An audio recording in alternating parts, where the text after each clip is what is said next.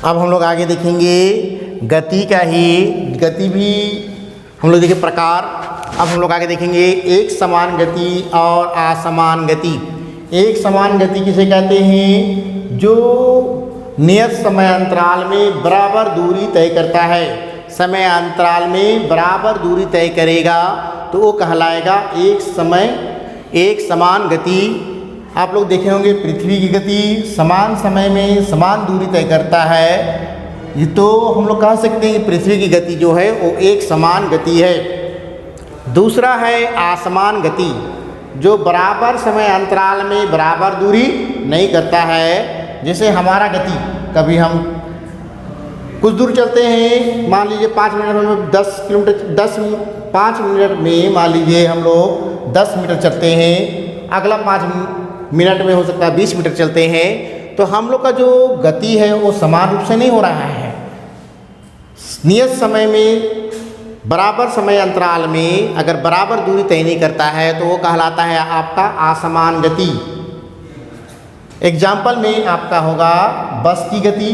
बस अपना समय लेके चलता है, लेकिन वो उनका जो दूरी है वो समान समय में समान रूप से नहीं होता है। तो एक समान गति क्या है, असमान गति क्या है, हम लोग को समझ में आ गया। अब हम लोग देखेंगे चाल के बारे में। चाल तथा वेग, हम लोग डेली चाल तथा वेग के बारे में सोचते हैं लेकिन जानते नहीं हैं, जानकारी का अभाव में नहीं जान पाते चाल क्या है।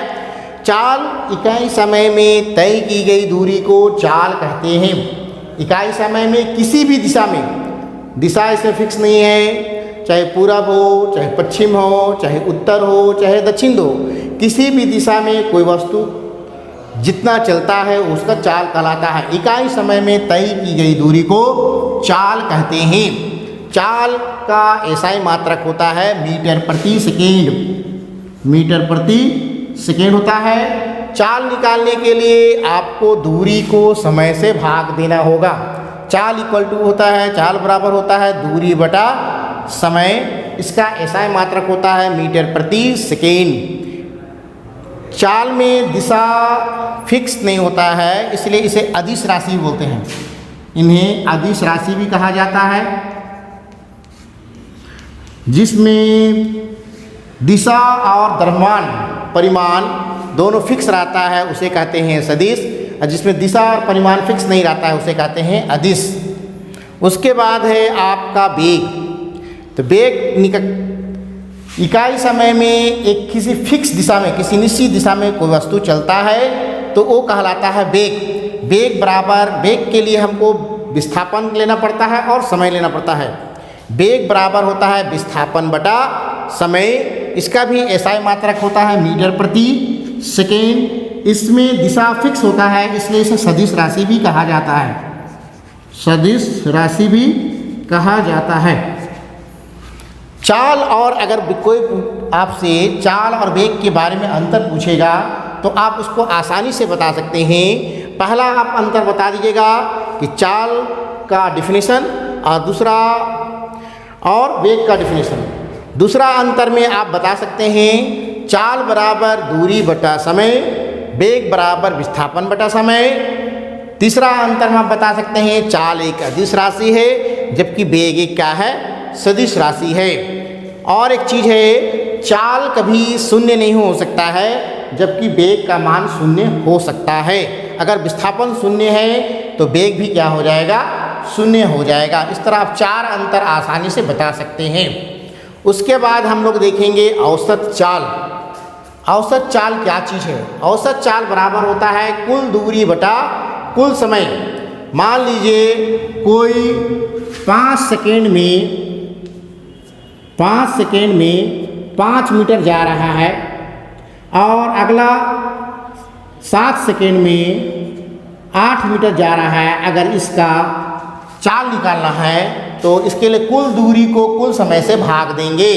इसका कुल दूरी हो जाएगा 5 + 8 और कुल समय हो जाएगा आपका 5 + 7, तो 13 बटा कितना हो जाएगा, 12 मीटर पर सेकेंड।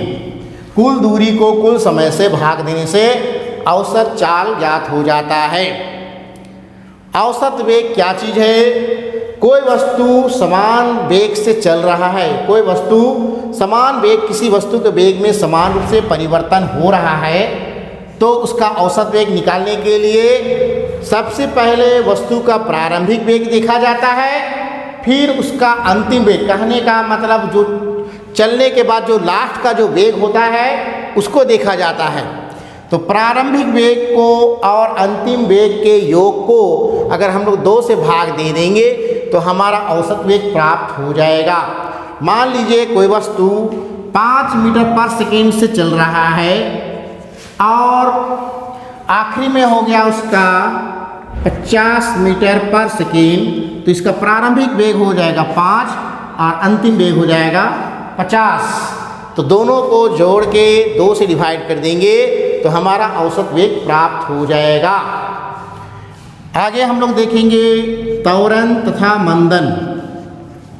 त्वरण क्या चीज़ है? जब किसी वस्तु का वेग में परिवर्तन होता है, वेग रियल में त्वरण कहेंगे, वेग बढ़ने की दर को त्वरण कहते हैं। कहने का मतलब है जैसे 5 मीटर पर सेकेंड हुआ, फिर हो जाएगा आपका 10 मीटर पर सेकेंड, फिर हो जाएगा आपका 15 मीटर पर सेकेंड। इस तरह लगातार वेग में बढ़ोतरी हो रहा है, देख रहे हैं ना। 5 के बाद 10 आया, 10 के बाद 15 आया, तो इस तरह वेग में लगातार परिवर्तन हो रहा है। इस तरह का जो वेग में बढ़ोतरी हो रहा है इसी को त्वरण कहते हैं। तो त्वरण, वेग बढ़ने की दर को त्वरण कहते हैं। त्वरण का एसआई मात्रक होता है मीटर प्रति सेकेंड, मीटर प्रति सेकेंड स्क्वायर होता है। 1 सेकेंड में 1 मीटर पर सेकेंड के हिसाब से दिखाया है। तो जैसे इसमें देखिए 5 हुआ, फिर 10 हुआ, 15 हुआ, हर सेकेंड में कितना बढ़ रहा है? 5 मीटर पर सेकेंड आपका बढ़ोतरी होते जा रहा है। यहाँ पर आगे हम लोग देखेंगे मंदन। वेग घटने की दर को, दूसरा है इसी का जस्ट अपोजिट होता है मंदन। वेग घटने की दर को मंदन कहते हैं। कहने का मतलब है जैसे शुरू का इसका वेग है 20 मीटर पर सेकेंड, फिर हो गया आपका 15 मीटर पर सेकेंड, फिर हो गया आपका 10 मीटर पर सेकेंड। इस तरह वेग इसका घटते जा रहा है, बढ़ने के बजाय क्या हो रहा है? घट रहा है। इसे कहते हैं मंदन। त्वरण जो होता है हमेशा पॉजिटिव में निकलेगा और मंदन जो है हमेशा नेगेटिव में निकलेगा। इसका भी एसआई मात्रक क्या होता है आपका? मीटर प्रति सेकेंड स्क्वायर है। आज का क्लास हम लोग का यहीं पर समाप्त होता है। इसके बारे में ठीक से आप लोग स्टडी कीजिए।